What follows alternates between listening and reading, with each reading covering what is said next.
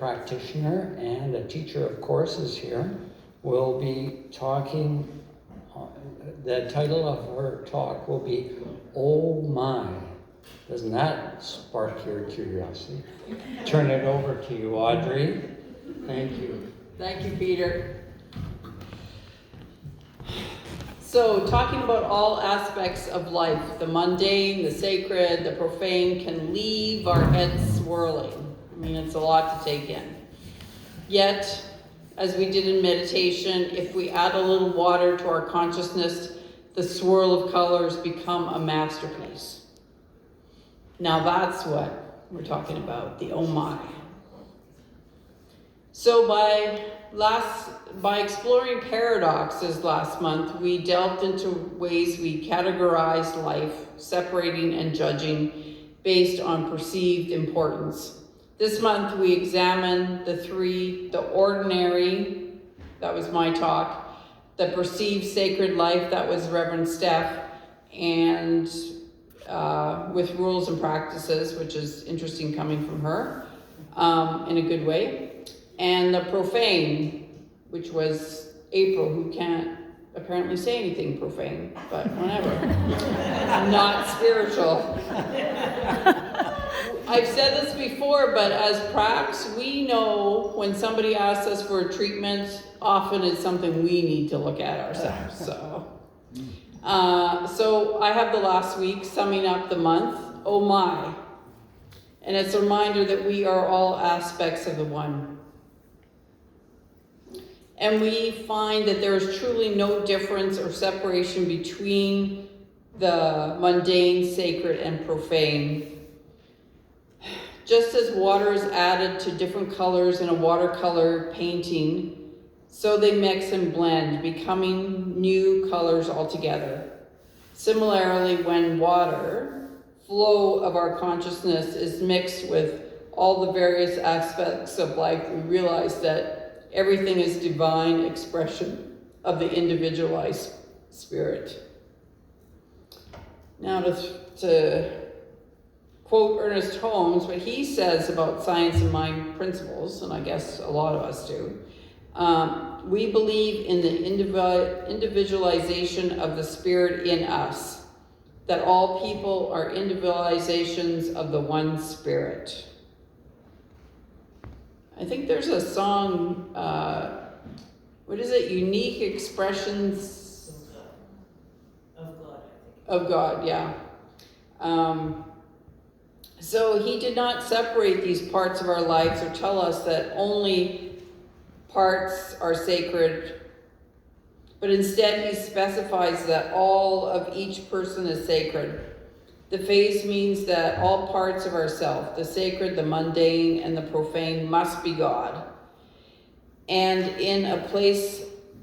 there is a place for every color, just like there is a place for every aspect of life as God. Okay, so on a good day, we know that we are part of the oneness, but sometimes living that can be a challenge. I mean, generally, our brains try to categorize the parts of our lives in pieces, with everything falling into neat little boxes. Or so the Container Store or the Home Edit would like to tell us. But that's not how life works. Remember this when you have a personal conflict with yourself about how your life is flowing, which we often question ourselves, right? If there is only one thing going on, one thing is every capital letters going on, as Ernest Holmes says, then every part of our lives must be that, including the parts we have buried, things that we are ashamed of, past hurts, mistakes, and traumas. This even includes aspects of our personalities, minds, and bodies we wish were different. Knowing that God is all means accepting every part of ourselves as sacred beings, that we are and understand we don't get to pick, choose, and categorize one and not one. Occasionally we judge others rather than seeing them as God beings. This judgment is a mirror shining on light of ourselves that we have not yet accepted. Hence prayer request, but judgment in general. It is much easier to repress old beliefs, hurts, and thoughts and other aspects of ourselves and judge others than to look at those parts in ourselves we do not accept.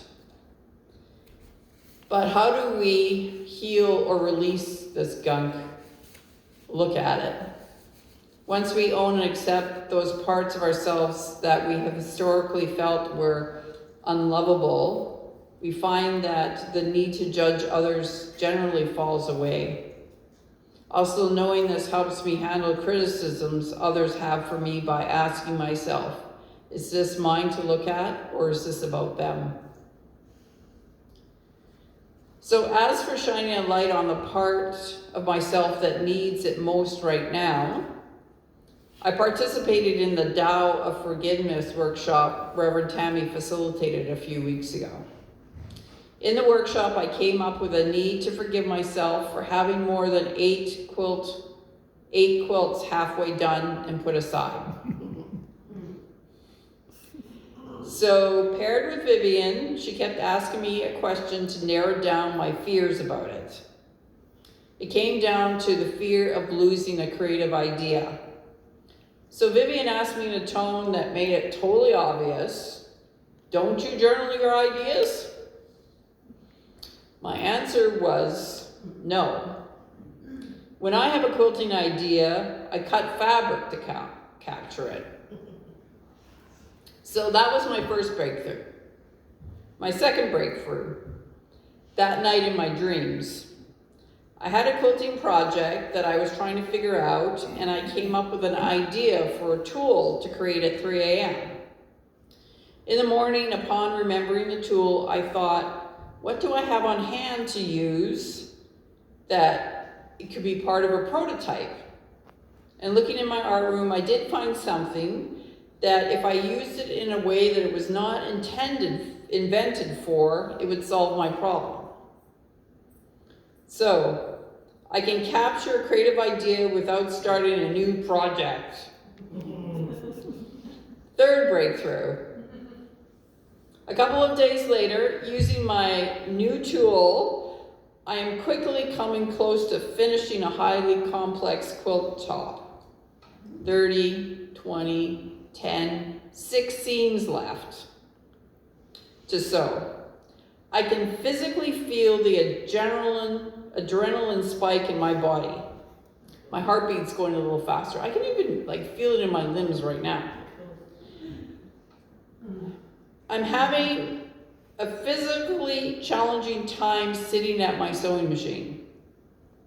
Asking myself what this sensation means, I first think the fear of finishing this is not having it come together correctly, which admittedly I have had this many times over the years and have pushed myself away from a project. Sitting there a bit longer, I thought, what if the sensation in my body is putting out what if the sensations my body is putting out is excitement for getting this all done? I personally don't recognize physically the difference between the two of them, the adrenaline pump each way. But I love reframing things positively, so I go to that happy explanation and decide that I am excited to finish the quilt top. So, you think I'm done yet? So, number 4, a week later, I'm working on another quilt and coming to the end, and I feel my adrenaline rising, and I think, oh, this is excitement. And I finish the quilt quickly. And now I don't even find the stack of 7 unfinished quilts daunting or the need to add to them, as I have a list and a drawer of patterns to pull from. The fear is gone. My new mantra is, I stand strong in the flow of creative energy that is never ceasing. So in his, Mark Nepo says, perhaps the divine nature of things is disclosed through us through our humanity, moment by feeling moment. This is from his book, 7,000 Ways to Listen. So my question to you is, let's take a minute and think. You don't have to say this out loud if you want to. If you want to, that's fine. What aspect of life is hardest for you to remember oneness?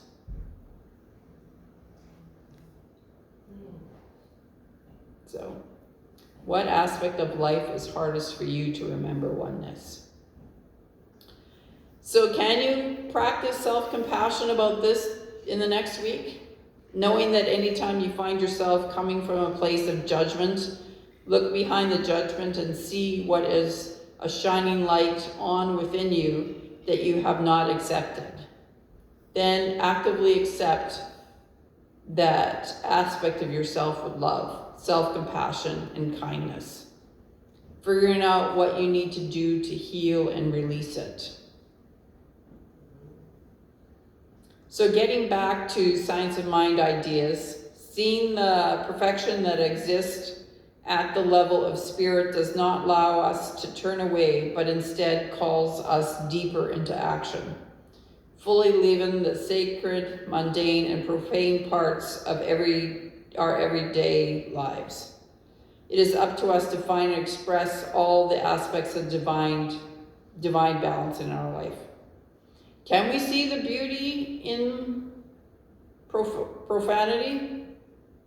Or is it the shock? Or the shock of the mundane? Or the routine of the sacred? Are you visualizing these words are kind of a knot? I know I was when I was writing it. But just imagine when we open our watercolor palette to paint a masterpiece, we step fully into our consciousness and see the gift that each other brings, watching as the water turns into something brand new. There's an interesting definition of spirituality by Ernest Holmes from the textbook, Living a Science of Mind. Spirituality is a constant, consistent attempt to feel the presence of God in everything and everyone.